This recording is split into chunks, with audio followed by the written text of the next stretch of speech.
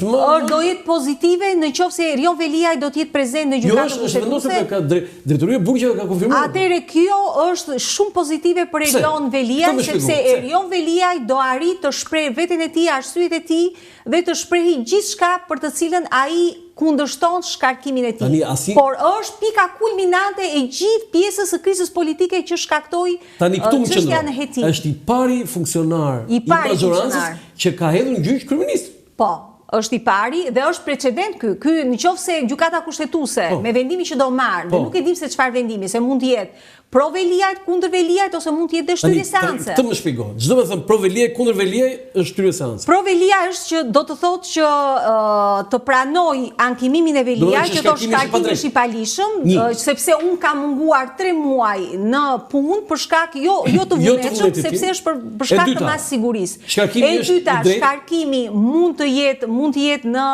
favor të qeverisë, domethënë që është i drejtë. Dhe jap rrugën zgjedhjeve, por është diçka, në qoftë se në 113 që thotë shkarkim për shkeljet kushtetuese dhe të ligjeve, do të jetë kompetencë gjykatës, domethënë në qoftë se është shkelur në 113 i bie të jetë kompetencë gjykatës kushtetuese.